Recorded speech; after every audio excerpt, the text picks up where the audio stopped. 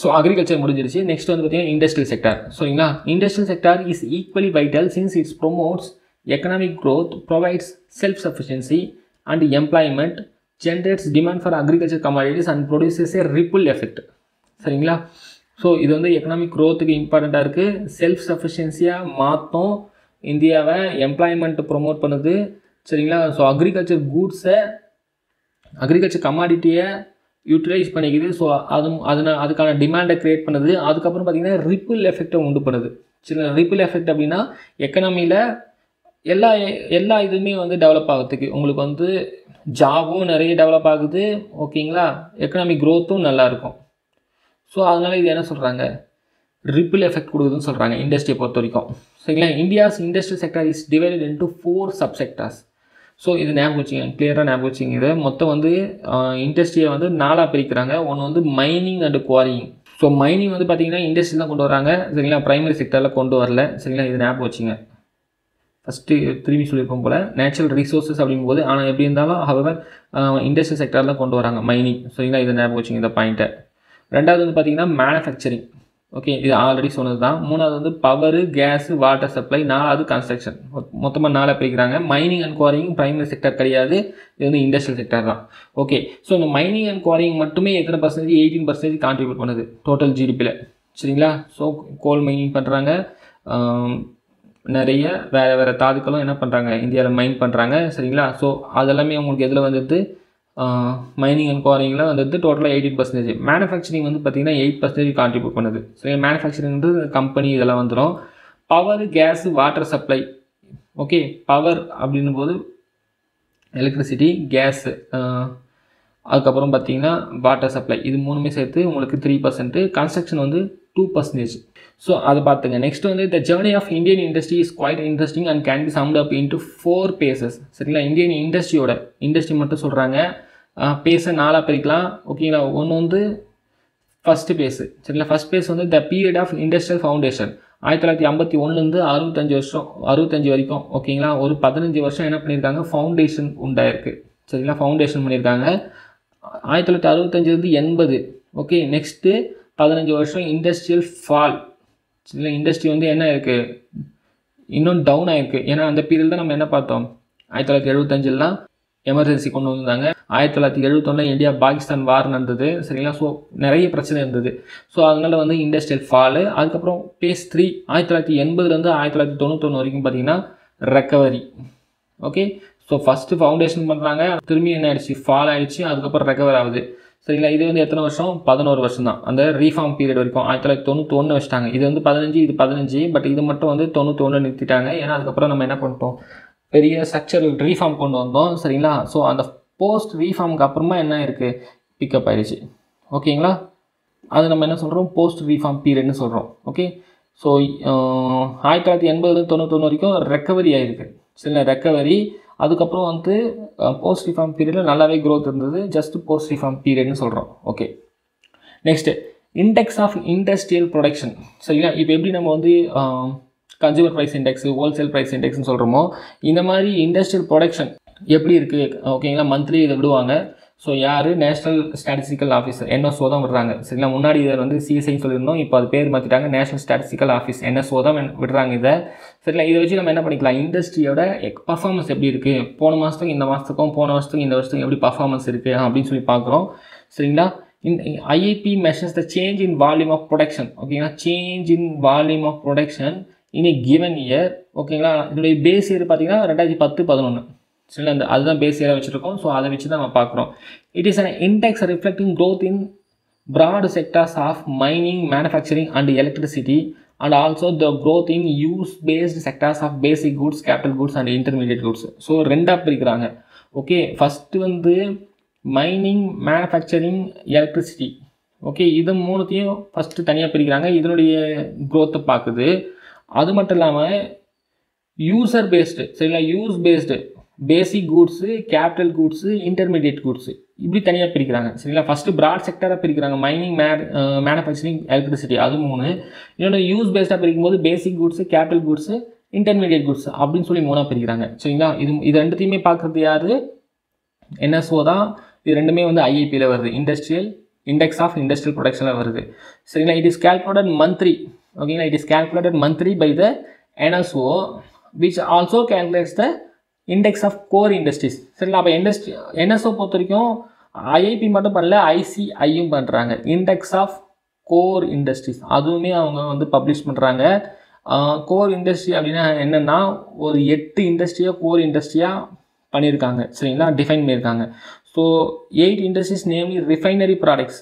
பார்த்துங்க, refinery products, electricity, steel, coal, crude oil, natural gas, cement, fertilisers, இது 8 என்ன பண்ணியிருக்காங்க, கோர் இண்டஸ்ட்ரியாக கன்சிடர் பண்ணியிருக்காங்க. சரிங்களா? ஸோ இதை மட்டும் நீங்கள் கிளியராக எப்பவுமே ஞாபகம் வச்சுங்க. ஸ்டீலும் கோலும் ஓகே, நம்ம ஓரளவுக்கு சொல்லிடலாம். ஸ்டீல், கோல் ரெண்டுமே நம்மளுக்கு வந்து இன்டர் கனெக்டட் தான். க்ரூட் ஆயிலும் நேச்சுரல் கேஸும் இன்டர் கனெக்டடு. சரிங்களா? க்ரூட் ஆயில் நேச்சுரல் கேஸும் inter connected. Okay. So again வந்து இந்த ரீஃபைனரி ப்ராடக்ட்ஸும் இந்த க்ரூட் ஆயிலோட சேர்ந்து வந்துடும். சரிங்களா? இதையும் இதோட சேர்த்துங்க. So crude oil, natural gas, refinery products இது மூணுமே சேமு. ஸ்டீல், கோலும் ஒரு இதில் வந்துடும். சரிங்களா? அதுக்கப்புறம் பார்த்தீங்கன்னா எலக்ட்ரிசிட்டி, சிமெண்ட்டு, ஃபர்டிலைசர். அக்ரிகல்ச்சரை பொறுத்த வரைக்கும் மெயினாக ஃபர்டிலைசரை மட்டும்தான் இருக்குது. சரிங்களா? ஸோ கன்ஸ்ட்ரக்ஷனுக்கு சிமெண்ட்டு, எலக்ட்ரிசிட்டி இது மட்டும் நீங்கள் ஞாபகம் வச்சுங்க. சரிங்களா? Refinery products, crude oil, natural gas இது மூணும் வந்து இன்டர் கனெக்டடாக வரும். ஓகே, கண்டிப்பாக இதில் வந்து கொஸ்டின் வரும். இதில் எது வந்து கோர் கிடையாது அப்படின்னு சொல்லி, கோர் இண்டஸ்ட்ரி கிடையாதுன்னு சொல்லிட்டு வேறு எதனா ஒன்று கொடுக்குறாங்க வச்சுங்க, அப்போ நீங்கள் இதை சொல்லணும். Okay. The sector produces intangible or invisible goods. சரிங்களா? Intangible or invisible goods. So இந்த சர்வீஸ் செக்டார் கொடுக்குற குட்ஸ் வந்து நம்மளால் கண்ணில் பார்க்க முடியாது. சரிங்களா? ஓகே. சர்வீஸ் செக்டார் ப்ரொடியூஸ் பண்ணுற குட்ஸ் வந்து பார்த்திங்கன்னா அது சர்வீஸ் தான் தருதே தவிர அது வந்து நமக்கு வந்து ஒரு டேஞ்சிபிள் குட்ஸ் கண்ணுக்கு தெரிகிற மாதிரி எதுவும் குட்ஸ் தரல, ஜஸ்ட் வேல்யூ என்ன பண்ணுறாங்க, ஆட் பண்ணுறாங்க. சரிங்களா? ஸோ அதனால் நம்ம என்ன சொல்கிறது, இன்டான்ஜிபிள் இன்விசிபிள் குட்ஸ்னு சொல்கிறோம். Okay. For business as well as consumers, as per the World Investment Report 2021 by the UN Conference on Trade and Development. So இது ரெண்டு கண்டிப்பாக ஞாபகம் வச்சுங்க. இது வந்து வேர்ல்டு இன்வெஸ்ட்மெண்ட் ரிப்போர்ட்டு. ஓகே. யார் வெளியிடுறது, UNCTAD. சரிங்களா? UN Conference on Trade and Development. So இது ரெண்டுமே ஞாபகம் வச்சுங்க. அதுக்கப்புறமா இதுவுமே ஞாபகம் வச்சுங்க. ஓகேங்களா? 2020 நம்ம என்ன பண்ணியிருக்கோம், 5th largest recipient of FDI. Okay. இந்த அயல் நாட்டு முதலீட்டில் இந்தியா வந்து 5வது இடத்துல இருக்குது. ஓகே. ஸோ இந்த ரிப்போர்ட்டை வெளியிடுறது வந்து UNCTAD. ஓகேங்களா? இது பேர் வந்து world investment report. Okay. India has made a global impact by being among the top 10 service exporter countries. அது மட்டும் இல்லாமல் டாப் 10 எக்ஸ்போர்ட்டர் கண்ட்ரியாக நம்ம இருக்கோம். இதில் சர்வீஸில். ஓகே. ஸோ நம்மளோட டோட்டல் சர்வீஸ் எக்ஸ்போர்ட்டில் 40% வந்து பார்த்திங்கன்னா சாஃப்ட்வேர் மட்டும் இருக்குது. ஸோ அப்போ சாஃப்ட்வேர் வந்து ஒரு க்ரூஷியல் ரோல் ப்ளே பண்ணுது. சரிங்களா? மொத்த சர்வீஸ் செக்டரில் எக்ஸ்போர்ட்டில் சாஃப்ட்வேர் எக்ஸ்போர்ட் மட்டும் எவ்வளோ இருக்குது, 40% இருக்குது. Okay. So employment growth rate in secondary sector, not only secondary sector, இது வந்து எல்லா செக்டரில் தான் கொடுத்துருக்காங்க. சரிங்களா? ஸோ இது வரைக்கும் இது முன்னாடி நம்ம என்ன பார்த்தோம், முன்னாடி டேபிளில் வெறும் ஜிடிபி மட்டும் பார்த்தோம். சரிங்களா? எவ்வளோ வந்து அந்தந்த செக்டார் வந்து எக்கனாமிக்கு கான்ட்ரிபியூட் பண்ணுதுன்னு சொல்லிட்டு, ஆனால் எவ்வளோ எம்ப்ளாய்மெண்ட் தருதுன்னு சொல்லி பார்க்கல. ஸோ இதில் பாருங்கள், ப்ரைமரி செக்டார் அப்படின்போது நம்ம ஆல்ரெடி பார்த்து தான் agriculture allied sector. Total employment பார்த்தீங்கன்னா இது வந்து 48.9% ஆல்ரெடி சொன்னது. ஓகேங்களா? நம்ம 2011 சென்சஸ் படி பார்த்தது 56% கிட்ட சொல்லியிருந்தோம் 2011. இது ரீசெண்டாக சொல்கிறாங்க. சரிங்களா? இதுபடி என்ன சொல்கிறாங்க, இந்த பிரைமரி செக்டரோட எம்ப்ளாய்மெண்ட் கான்ட்ரிபியூஷன் 49%, செகண்டரி செக்டரோட எம்ப்ளாய்மெண்ட் கான்ட்ரிபியூஷன் அதாவது இந்த இண்டஸ்ட்ரி 24%. சரிங்களா? சர்வீஸ் செக்டரில் வேலை செய்கிறவங்க 27%. சரிங்களா? அப்போது இது வந்து ஃபஸ்ட் பிளேஸில் இருக்குது அக்ரிகல்ச்சர், ஸ்டீலு. ஓகேங்களா? Service sector second place, third வந்து இண்டஸ்ட்ரி. ஞாபகம் வச்சுங்க. ஆனால் வந்து இதே வந்து ஜிடிபியில் என்ன பார்த்தோம், சர்வீஸ் செக்டர் தான் உங்களுக்கு என்னது ஃபஸ்ட் பிளேஸில் இருக்குது, ஆல்மோஸ்ட் 50%. செகண்டரி செக்டர் வந்து 2வது இருந்தது 26%. ஓகேங்களா? ப்ரைமரி செக்டர் வந்து சரிங்களா, ப்ரைமரி செக்டர் வந்து பார்த்திங்கன்னா வெறும் 18%. ஓகேங்களா? இண்டஸ்ட்ரி 28%. ஸோ இது மட்டும் ஞாபகம் வச்சுங்க. இதை தனித்தனியாக ஞாபகம் வச்சுக்க வேண்டிய அவசியம் கிடையாது. இந்த ரூரல், இந்த அர்பனு, மேல், ஃபீமேல் இது தேவையில்லை, இந்த டேட்டா எதுவுமே தேவையில்லை. சரிங்களா? நீங்கள் இதை மட்டும் ஞாபகம் வச்சுங்க. ஸோ பார்த்துங்க, மேனுஃபேக்சரிங் எம்ப்ளாய்ஸ் ரஃப்லி 12% of the labour force. So manufacturing already என்ன சொல்லியிருந்தோம், இண்டஸ்ட்ரி செக்டர், அதாவது இந்த செகண்டரி செக்டரோட ஒரு சப் செக்டர். சரிங்களா? செகண்டரி செக்டர் டோட்டலாக வந்து 24% எம்ப்ளாய்மெண்ட் தருது. அதில் 12% எம்ப்ளாய்மெண்ட் வந்து பார்த்திங்கன்னா மேனுஃபேக்சரிங், அதாவது இந்த MSMEயும் கம்பெனிஸும். சரிங்களா? த manufacturing sector is known through out the world for creating mass employment for low skilled workers இந்த மாடர்ன் எக்கனாமி. சரிங்களா? வேர்ல்டு ஃபுல்லாக மெயினாக சைனாவில், அதுக்கப்புறம் சவுத் கொரியாலாம் பார்த்தீங்க அப்படின்னா இந்த மேனுஃபேக்சரிங் செக்டர் தான் அதிகமான எம்ப்ளாய்மெண்ட் 40% 45% அப்படின்னு சொல்லி கொடுக்குது. சரிங்களா, அது வந்து ஒரு லோ ஸ்கில்டு மேன் பவர் வச்சுட்டே கொடுக்க முடியும். அதனால இருந்தாலும் வந்து இந்தியாவில் அது டெவலப் ஆகலை. சரிங்களா, நம்ம ஆல்ரெடி சொன்ன மாதிரி டைரெக்டாக நம்ம சர்வீஸ் செக்டர் நம்ம மூவ் ஆகிட்டோம். With agriculture capability to provide jobs rapidly dwindling and the modern services sectors limited ability to absorb relatively unskilled labor displaced from agriculture, hopes are that the manufacturing sector will generate mass employment. சரிங்களா, already சொன்ன மாதிரி அக்ரிகல்ச்சரோட வந்து என்ன ஆகிட்டு இருக்காங்க வந்து employment குறைச்சிட்டே வருது. சரிங்களா, ரெண்டாவது வந்து பார்த்தீங்கன்னா சர்வீஸ் செக்டர் வந்து அதிகமாக கான்ட்ரிபியூட் பண்ணணும். ஆனால் வந்து எம்ப்ளாய்மெண்ட் ஆப்பர்ச்சுனிட்டி அந்தளவுக்கு கிரியேட் பண்ணாது, மெயினாக அன்ஸ்கில்டு லேபருக்கு. ஓகேங்களா, சர்வீஸ் செக்டர் பொறுத்த வரைக்கும் மெயினாக ஸ்கில்டு லெவல் லேபராக தான் இருப்பாங்க. சரிங்களா, அவங்களுடைய கான்ட்ரிபியூஷன் அதிகமாக இருக்கும். ஆனால் எம்ப்ளாய்மெண்ட்டு அவ்வளோ சீக்கிரம் அது கிரியேட் பண்ணாது. ஆல்ரெடி பார்த்தோம் 52% வந்து கான்ட்ரிபியூட் பண்ணுது. ஆனால் வந்து எவ்வளோ எம்ப்ளாய்மெண்ட் கொடுத்துருக்கு? எம்ப்ளாய்மெண்ட் கம்மியாக தான் கொடுத்துருக்கு. 26% கிட்ட தான் எம்ப்ளாய்மெண்ட்டை கொடுத்துருக்கு. ஸோ அதனால் என்ன சொல்கிறாங்க, மேனுஃபேக்சரிங் செக்டர் வந்து அது ஒரு ஹோப்பு, அதை டெவலப் பண்ணணுன்றாங்க. ஆனால் அது எதுவும் நடக்கலை. Okay, the construction sector is the second largest employment sector in the country only after agriculture. சரிங்களா, ஸோ கன்ஸ்ட்ரக்ஷன் செக்டர் வந்து அதிகமாக எம்ப்ளாய்மெண்ட் கொடுக்குதுன்னு சொல்கிறாங்க. 8% எம்ப்ளாய்மெண்ட் வந்து பார்த்தீங்கன்னா கன்ஸ்ட்ரக்ஷன் செக்டர்லேருந்து கிடைக்குது. ஓகேங்களா, ஸோ இண்டஸ்ட்ரியில் ஃபஸ்ட்டு என்ன சொல்லியிருந்தோம், மேனுஃபேக்சரிங் சொல்லியிருக்கோம். மேனுஃபேக்சரிங் அடுத்து நமக்கு அதிகமாக எம்ப்ளாய்மெண்ட் தரது கன்ஸ்ட்ரக்ஷன் செக்டர். ஓகேங்களா, ஸோ அவள் தான். Next sunrise sector of Indian economy. So sunrise sector அப்படின்னா என்னென்னு தெரிஞ்சுங்க. ஓகேங்களா, ஒரு சில செக்டர்ஸ் வந்து பார்த்தீங்கன்னா இப்போ தான் டெவலப் ஆகிருக்கும், இன்ஃபேண்ட் கண்டிஷன் இருக்கும். பட் என்னென்னா அதுக்கு க்ரோத் பொட்டன்ஷியல் வந்து எனாமஸ் க்ரோத் பொட்டன்ஷியல் இருக்கும். சரிங்களா, இப்போ நிறைய இந்த ஃபின்டெக்கு, ஓகே, ஈவன் அந்த ஆர்டிஃபிஷியல் இன்டெலிஜென்ஸு, ஓகே, ஏஐ, இதுக்கெல்லாம் பார்த்தீங்கன்னா இப்போ தான் டெவலப் ஆகிட்டு வருது. பட் இதனுடைய பொட்டன்ஷியல் வந்து பார்த்தீங்கன்னா எனாமஸ். சரிங்களா, ஸோ இதெல்லாம் நம்ம என்ன சொல்கிறோம், சன்ரைஸ் செக்டார்ஸ்னு சொல்கிறோம். ஸோ இந்த மாதிரின்னு சொல்லி கேட்டகரைஸ் பண்ணுறாங்க, இதெல்லாம் சன்ரைஸ் செக்டார்ஸ் அப்படின்னு சொல்லிட்டு. This sector is often characterized by strong growth rate. ஓகேங்களா, க்ரோத் ரேட் ரொம்ப ஸ்ட்ராங்காக இருக்கும். A high degree of innovation, நிறைய இன்னோவேஷனும் அதில் நடந்துகிட்டே இருக்கும். And a high level of public awareness. ஓகேங்களா, பப்ளிக் அவேர்னஸும் அதிகமாக இருக்கும் அந்த செக்டரை பொறுத்த வரைக்கும்.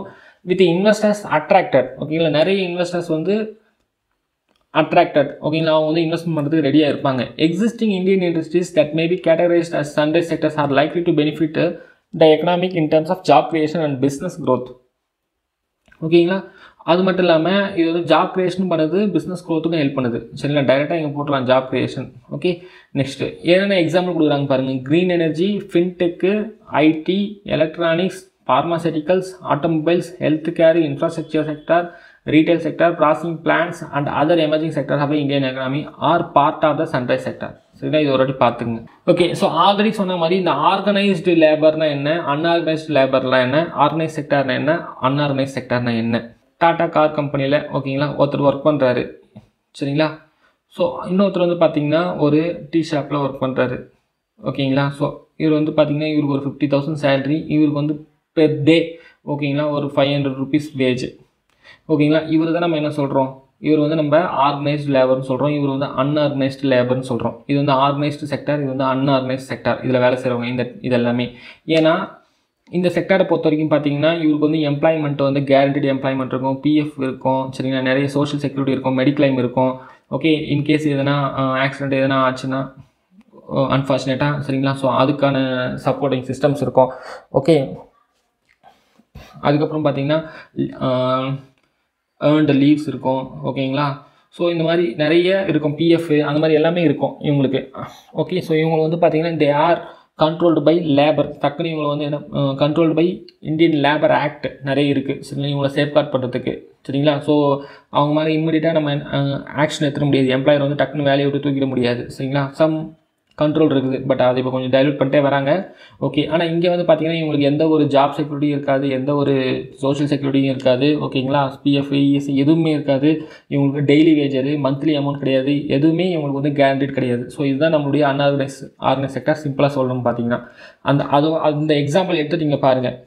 சரிங்களா, organise sector it is a sector where the employment terms are fixed. சரிங்களா, எம்ப்ளாய்மெண்ட் டேர்ம்ஸ் வந்து ஃபிக்ஸ்டாக இருக்கும். Okay, and regular and the employees get assured work. சரிங்களா, எம்ப்ளாய்க்கு வந்து பார்த்திங்கன்னா அஷ்யூர்டு கேரண்டட் ஒர்க் இருக்கும். பட் இங்கே வந்து பார்த்திங்கன்னா இந்த unorganise sector is characterized by small and scattered units. சரிங்களா, ஸோ இது வந்து அங்கங்கே பரவி கிடக்கும், சின்னதாக இருக்கும், which are largely not registered. ஓகேங்களா, மேக்ஸிமம் வந்து கவர்மெண்ட் கிட்ட ரெஜிஸ்டரே பண்ணியிருக்க மாட்டாங்க. சரி, இந்த கம்பெனி தான் கரெக்டாக ரெஜிஸ்டர் பண்ணியிருப்பாங்க. இவங்கெல்லாம் எங்கே ரெஜிஸ்டர் பண்ணியிருக்க போகிறாங்க? ரெஜிஸ்டர் பண்ணியிருந்தாலுமே எதுவும் பெருசாக யூஸ் கிடையாது. சரிங்களா, கவர்ன்டு பை வேரியஸ் ஆக்ட்ஸ். ஓகேங்களா, என்னென்ன ஆக்ட்டு? உங்களுக்கு factory act, bonus act, PF act, minimum wages act, இது மாதிரி நிறைய ஆக்ட் இருக்குது. இங்கே எந்த ஒரு ஆக்ட்டுமே கிடையாது இவங்களை கவர்ன் பண்ணுறதுக்கு. சரிங்களா, ஓகே. கவர்மெண்ட் ரூல்ஸு இங்கே வந்து பார்த்திங்கன்னா ஸ்ட்ரிக்ட்லி ஃபாலோ பண்ணுறாங்க. இங்கே வந்து கவர்மெண்ட் ரூல்ஸ்லாம் வந்து எதுவும் ஃபாலோ பண்ண மாட்டாங்க. சரிங்களா, அவங்களுக்கு வந்து மினிமம் வேஜஸ் எதுவும் இருக்காது. ஓகே, மினிமம் வேஜஸே இருக்காது. Next remuneration. ஓகேங்களா, இவங்களுக்கு வந்து மந்த்லி சேலரி, இவங்களுக்கு டெய்லி வேஜஸ்ஸு. ஏன் அன்எம்ப்ளாய்மெண்ட்டு? ஓகேங்களா, இவங்களுக்கு வந்து பார்த்திங்கன்னா ரெகுலராக வேலை இருக்குது. ஈவன் தோ அந்த கம்பெனியில் வந்து ப்ரொடக்ஷன் கம்மியாக இருந்தாலுமே இவங்க வந்து என்ன பண்ண மாட்டாங்க, வேலை எடுத்து தூக்க மாட்டாங்க, அப்படின்னு நடத்திட்டு இருப்பாங்க. ஆனால் இங்கே வந்து பார்த்திங்கன்னா திடீர்னு அங்கே ப்ரொடக்ஷன் கம்மியாகிடுதுன்னா உடனே வேலையை எடுத்து தூக்கிடுவாங்க. ஓகேங்களா, இவங்களுக்கு எப்போ வேலை இருக்கும் எப்போ வேலை இருக்காதுன்னு தெரியாது. சரிங்களா, இன்கேஸ் இவங்க வந்து ஒரு கன்ஸ்ட்ரக்ஷன் இதில் வேலை செய்கிறாங்க வச்சுங்க, சீசன், அந்த சீசனில் வேலை இருந்தால் வேலை இருக்கும். டக்குன்னு மழை காலம் வந்துச்சுன்னா இவங்களுக்கு வேலை எல்லாமே போயிடும். ஓகேங்களா, ஸோ அதனால் அன்எம்ப்ளாய்மெண்ட் ரொம்ப அதிகமாக இருக்கும். மெயினாக அக்ரிகல்ச்சர்லாம் எடுத்துக்கிட்டிங்கன்னா சீசன் பேஸ் தானே. அக்ரிகல்ச்சரில் இருக்கவங்க எல்லாருமே என்ன சொன்னோம், நம்ம அன்ஆர்கனைஸ்ட் லேபர்னு சொன்னோம். ஆனால் இங்கே அந்த அன்எம்ப்ளாய்மெண்ட் ப்ராப்ளம் வந்து கிடையாது. சரிங்களா, ஜாப் செக்யூரிட்டி இங்கே இருக்குது. ஆனால் ஜாப் செக்யூரிட்டி இங்கே எதுவுமே கிடையாது. ஓகேங்களா, people can be asked to leave without any reason. Working hours fixed, not fixed. இது ஃபிக்ஸடுன்னு சொன்னாலும் நம்மளுக்கு தெரியும் என்னத்தை ஃபிக்ஸ் பண்ணாங்கன்னு சொல்லிட்டு. Salary of workers as prescribed by the government.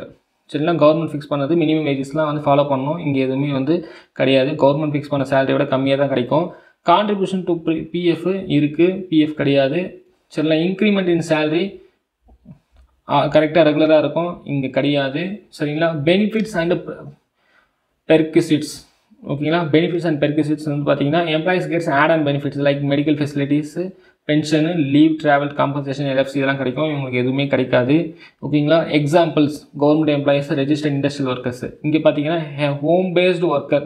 ஓகேங்களா, வீட்டு வேலை செய்கிறவங்க. ஓகேங்களா, self employed worker, shop keeping, farming, domestic workers, இவங்க எல்லாருமே நம்ம என்ன சொல்கிறோம், அன்ஆர்கனைஸ்டு லேபர் தான் சொல்கிறோம். சரிங்களா, அது மட்டும் இல்லாமல் ஓகேங்களா, low wages, unstable and irregular work and a lack of protection from legislation or trade unions characterize the unorganise sector. சரிங்களா, அன்ஆர்கனைஸ் செக்டரோட கேரக்டரிஸ் சொல்லும்போது கம்மியான சம்பளம். ஓகேங்களா, ஒரு ஸ்டேபிளான வேலை கிடையாது, உங்களுக்கு எந்த ஒரு ப்ரொடெக்ஷனும் இருக்காது சட்டத்து மூலமாக, லெஜிஸ்லேஷன் சட்டங்கள் மூலமாக. அதுக்கப்புறம் யூனியன்ஸும் எதுவும் இருக்காது. சரிங்களா, ஸோ இதான் நம்ம என்ன சொல்கிறோம், அன்ஆர்கனைஸ் செக்டர்னு சொல்கிறோம். The unorganise sector relies heavily on labour and indigenous technologies. சரிங்களா, பெருசாக எதுவும் அங்கே என்ன இருக்காது, டெக்னாலஜிக்கல் டெவலப் ஆகிருக்காது. அவங்க யூஸ் பண்ணுற மெத்தடில் பார்த்தீங்கன்னா ரொம்ப ஓல்டு மெத்தட் டெக்னாலஜி தான் யூஸ் பண்ணிருப்பாங்க. According to the NCUEUS. சரிங்களா, இது ஞாபகம் வச்சுங்க, national commission for enterprises in unorganised sector. சரிங்களா, இது ஞாபகம் வச்சுங்க.